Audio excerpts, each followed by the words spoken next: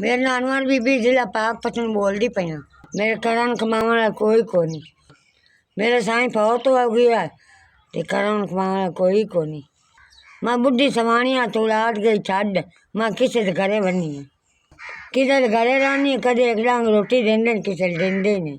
वो मेरे को किसी जगह काम कुम करवा लेने जिन्हें मैंने जगह दी हुई जिन्हें मैं थार दी हुई वो काम कुम करवा लेंगे ते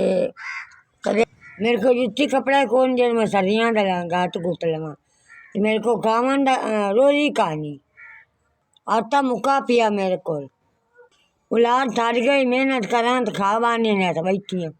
वो किसी घरे बैठी हूँ मैं बुढ़ी माई है मेरे को काम नहीं हो सकता ना मैं कर सकनी बुढ़ी माई है ना मेरे को काम होता मैं भांडे धो बानी अल्लाह की आस बैठी हूँ मैं अल्लाह की आस बैठी एक दो बार गई मैं डेग पई उन्हें सारे मन चेक छड़ा दिहाड़ी 1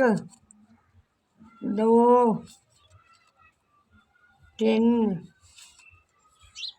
4 5 80 20 तारी मेहरबानी तारा 5000 मेरे को पहुँचाया तुसी लहरू चले ने पाक पतन मेरी इमदाद की थी ने अल्लाह पाक तुम घना देवे अल्लाह पाक तारी कारोबार बरकत पाए अल्लाह पाक तारी कंपनी च इवें रखे अल्लाह पाक तारी बहुत आ देवे अल्लाह पाक जी मेरी गरीबी माफ की नहीं इमदाद और ना दी करो अल्लाह पाक तुम इन्ना देवे ना मेरे औखी वे कम आए ने अल्लाह पाक तुम इन्ना देवे ना बड़ा देवे हे अल्लाह पाक आए सोने तो अल्लाह पाक इवें इमदाद दो